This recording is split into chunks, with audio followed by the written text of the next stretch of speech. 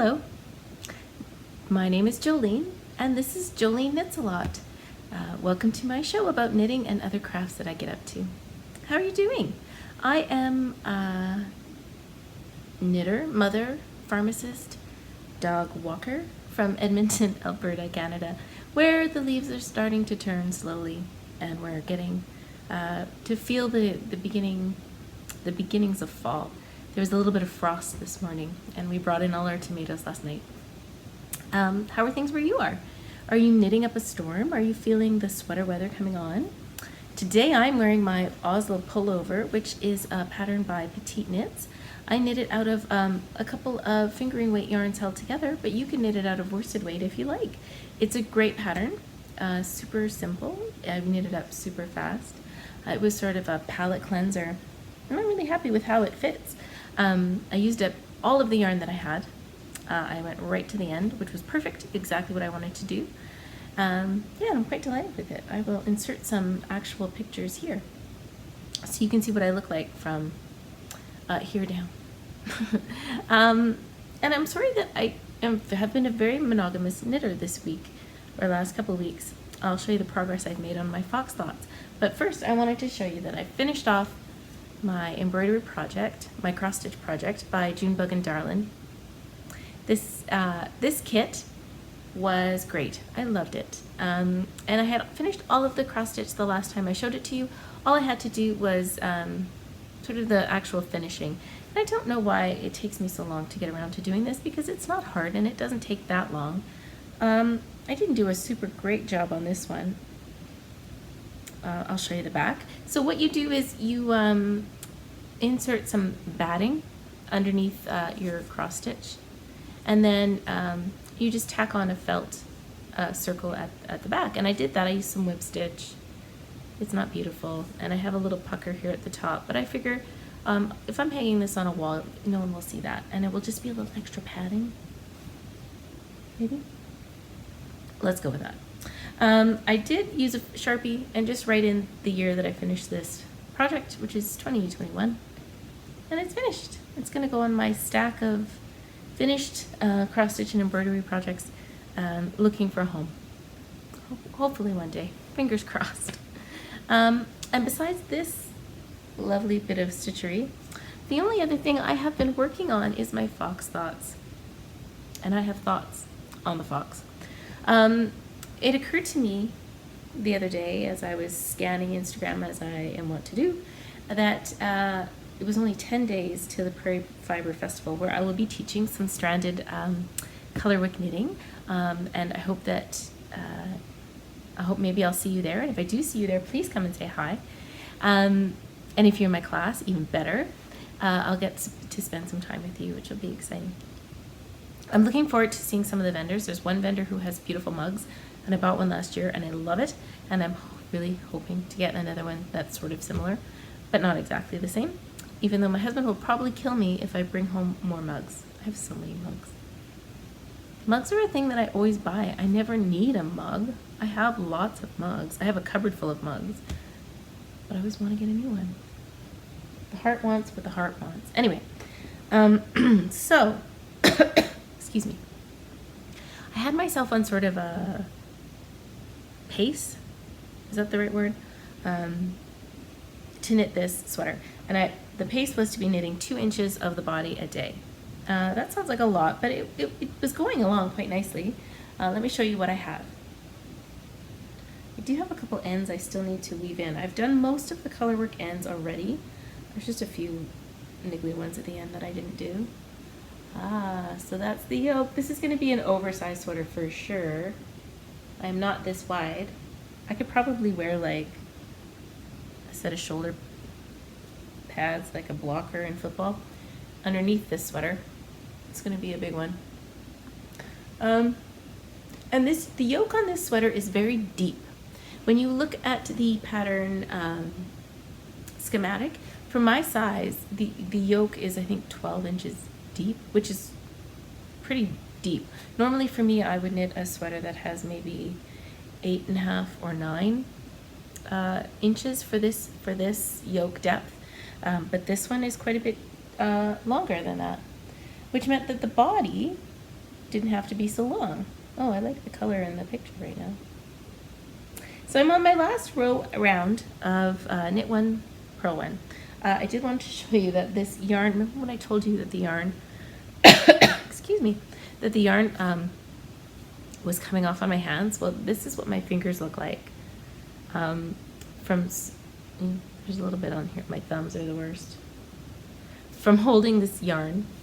It'll come out in the wash. I'm going to give it several dunks before I block it, which is another reason why I need to be on pace to finish this sweater in time. So I'm on my last round of knit one, purl one ribbing, and my plan is to, maybe I'll just knit and talk to you a little bit. My plan is to do a sewn cast off. Now this, or bind off, this sewn bind off mimics Kitchener stitch. It basically is Kitchener stitch, but what you're doing is you're working every stitch from the front, and you're not, oftentimes when you do a bind off with Kitchener stitch, you do a round where you slip all of the knit stitches on one needle and all of the purl stitches on another needle. And then you're kind of doing Kitchener stitch around on those two needles. I find that very fussy. And I found this sewn bind off years ago, and it quickly became my favorite. It's got some strength to it. I did it on this sweater as well. It's got some sort of stability to it, and yet it has a good amount of stretch. You never feel like the ribbing is going to completely stretch out because of the give that it's got. Like, it's got enough give to put it on comfortably, and yet some stability. So what I thought I might do is insert a little tutorial of me finishing this, or at least starting the ribbing on this project, just to give you an idea of how I do that. And I will put that video in right here. Hi, I'm going to show you how I do an Italian sewn bind off.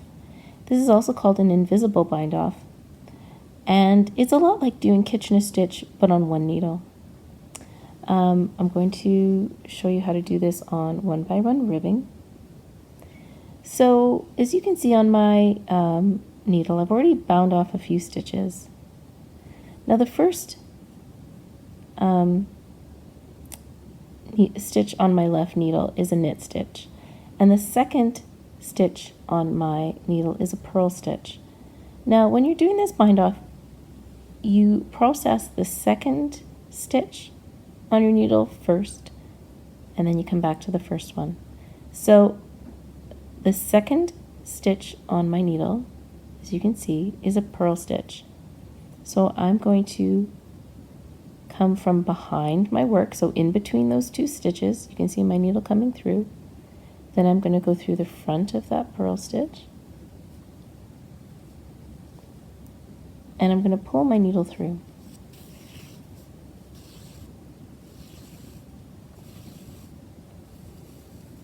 And then I'm going to go back to my knit stitch, which was the first stitch on my needle, and I'm going to go through it knitwise and pull it off the left needle.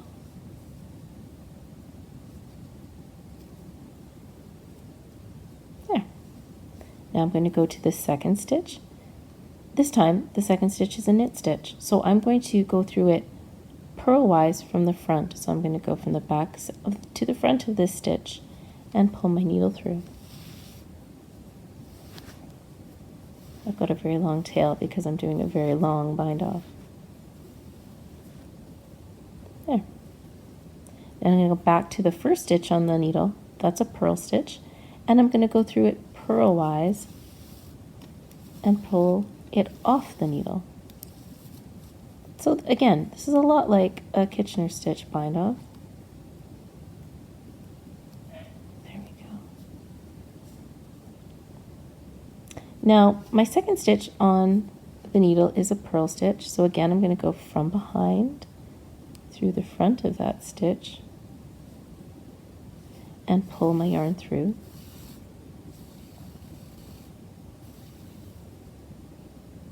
And then I'm going to come back to my first stitch, which is a knit, go through the front purl knitwise and pull it through and off.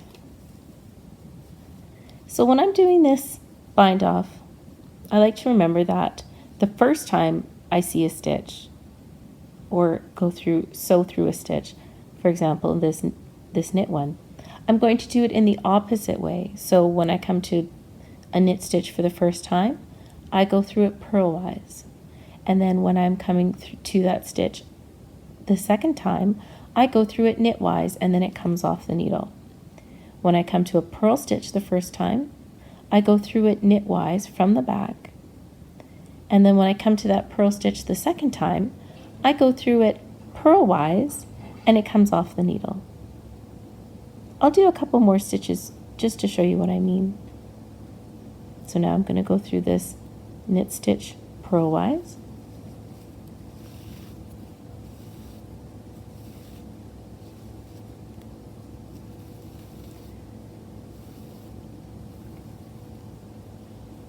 And I'll come back to this purl stitch purlwise, and it will come off the needle.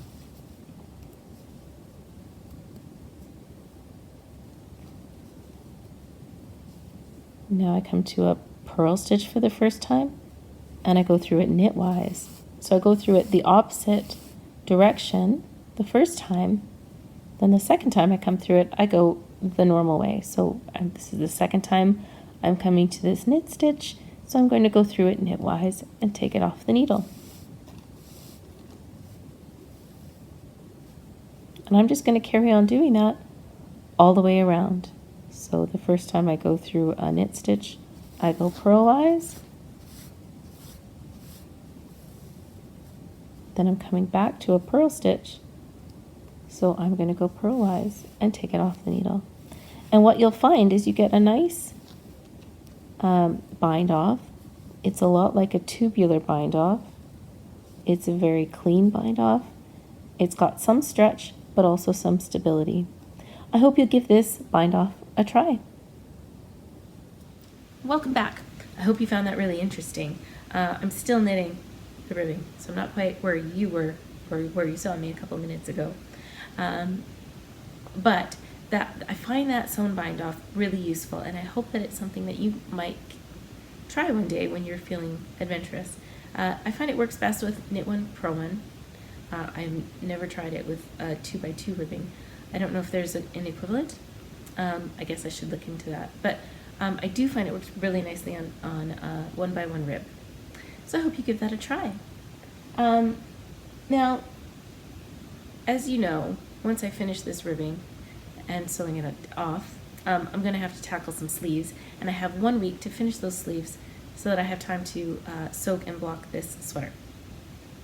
Fortunately for me, I have done some knitterly math. I know some people are intimidated by math or calculating your own sort of adjustments to patterns, and I hope that maybe by hearing my plans for this sweater, it may give you some confidence to try and do some adjustments on your own patterns. Now, as you have heard me say in the past, I have short arms. They're not like, what's the word? I mean, I just find, I know that I have short arms. When I purchase jackets, for example, or store-bought shirts, I'm always rolling them up. I just have short arms. I'm a pretty average height, but that's, I guess, the beauty of knitting is that you can adjust what you're making to suit your own body. And so knowing that my arms are short, I always knit my sweaters sleeves quite a bit shorter than is recommended. In fact, usually I aim for about 17 inches for sleeves, and they still end up long. And I think that's a preference because I'd rather have a slightly longer sleeve than one that feels like it's too short and I'm always pulling it down. Anyway, I digress. I did some math for this sweater. So I looked at the knitting that I've done for the body, and I calculated my row gauge. So for this sweater in this yarn with these needles, I'm getting 7 rows per inch. I don't even know if that's close to what is required in the pattern, to be honest. Who knows? Row gauge can be a bit of a gamble, and that's fine. So what I've decided to do is figure out how many decreases I can do comfortably on my sleeves. So being a yoke sweater, part of the part of this yoke is going to be going down my arm because it is a deeper yoke and because my arms are short. So you can see here, here's my elbow. This yoke is hitting me sort of mid or lower bicep. You want to see my biceps? No. So you can see that the sleeve is going to be pretty short because here's my wristband, right? I don't have to actually do that much for a sleeve. So I had a look at the pattern. I will have 105 stitches once I pick up all of these stitches and a few on the underarm. My goal is, or in the pattern, it says that I should be at 63 stitches at my wrist. So you can see all the dye on my fingers. It's terrible. So 63 stitches at my wrist. That means I have to decrease, what is that? 42 stitches. So then the next thing I did was I calculated how far I need my sleeves to go. And to do that, what I did was I took a measuring tape and one of my daughters, and I measured myself from my shoulder here, probably where this sweater is going to hit, up and over my shoulder, because when you're wearing a sweater, you have to follow like the natural curves of your body. So up and over my shoulder and then down to my wrist. That calculation was 26 inches. So now you know my size. And then I measured how deep this yoke was. So I measured from the neck edge to this, where I have these stitches on hold. And that is about 14.5 inches. So quite a deep yoke. The wrist ribbing of this sweater is 2 inches. So I took 26 inches. I took away then 14.5 inches and then the 2 inches, and I'm left with 9.5 inches of knitting that I need to do. So in 9.5 inches, how many rows is that? Rounds is that? So I calculated that out. It's about 66 and a half. 66 rounds. So if I knit 66 rounds and I try and fit in the 42 required decreases, that's never going to work, right? Well, it's 42 stitches that I need to take away, but each round I take away 2 stitches, so it's really 21 decrease rounds. So that would have me decreasing every 3rd round, which I could comfortably do, or I could decrease every 4th round. That brings me to about 73 stitches by the time I get to the length of arm that I want for the ribbing, and then I could decrease those stitches at the end. I have a couple of options. I may choose to decrease every 3rd round.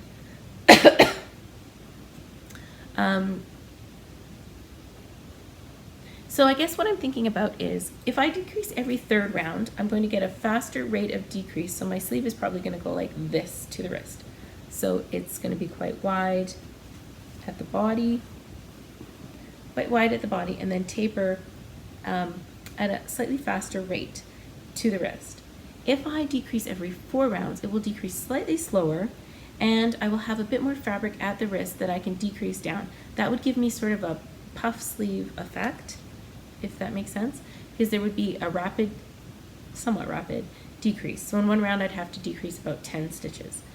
And that would give me a bit more fullness at the wrist. Now the only thing I have to decide is what look I'm going for. I think I'm going to do every 3 rounds. That would give me a nice taper to the wrist, and less puff at the sleeve. And I think, given the sheer volume of this sweater, I don't need any extra fabric going on anywhere. Like, I don't need any extra design details because this yoke is quite a stunner. So I think that's what I'm going to do. Thank you for helping me talk that out with myself. So I'm going to decrease every 3rd round until I get to 65, 3, whatever the pattern says. And then I'll knit until I have 9.5 inches of sleeve, which should take me hardly any time. A couple inches of ribbing and bobbin your uncle. Then I will be doing that fancy bind off again. Thank you for helping me make these important design decisions.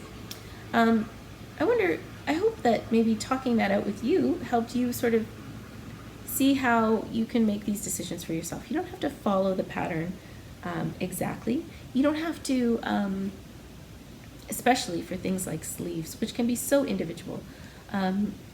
Bodies, I mean, certainly you can do waist shaping at your own rate as well, but sleeves are an easy thing to sort of, and maybe an easier thing to adjust, because you know when you knit a sweater and the sleeves are not right, and how annoying that can be. So taking the time to do a little bit of math for yourself, and the only information I really needed was how far I needed to go. So I need 9.5 inches. My row gauge, which you can calculate once you've knit some of the body. You just take a ruler and figure it out. So for me, that's 7 rounds per inch. So for 9.5 inches, I multiplied by 7, 9.5 inches, 7 rounds per inch gives me 66 rounds that I need to knit for my sleeve. And in those 66 rounds, I need to fit in a certain number of decreases. So in this case, it's 21 decreases because I need to get rid of 42 stitches. So how can I divide 21 into 66? Yeah, if I go 21 times 3, that's 63. That's pretty close. If I wanted to do a slower decrease rate, I could decrease every 4 rounds. So then I thought, okay, 66 divided by 4 is about 16 and a bit. 16 decrease rounds gives me 32 stitches that I have decreased down, leaving me 10 stitches to get rid of in the last round for the ribbing. And that is how I sort of figured out my options. You have helped me decide that I think I'm going to do every 3rd round so that I have a bit of a more tapered sleeve, and I think that will be a nicer look with this sweater given the sheer size of the yoke. So thank you. Thank you for helping me talk that through. I have a bit of binding off to do. I hope that, I also have a dog to walk. We're planning on taking Blue for a little walk in the river valley at a dog park not far from here. So I'll try and include some footage to show you a little piece of where we live, and maybe some leaves that are turning to give you some fall vibes. Thanks for joining me today. I hope that my thoughts on the fox were helpful to you, and I hope that I get this knit by next weekend so that I can wear it. And if you see me wearing this monstrosity, I hope you come and say hello. I hope that in the next couple of weeks you have time to do some things that you really enjoy. I plan on knitting a couple of sleeves and seeing you at the Prairie Fiber Festival. Bye.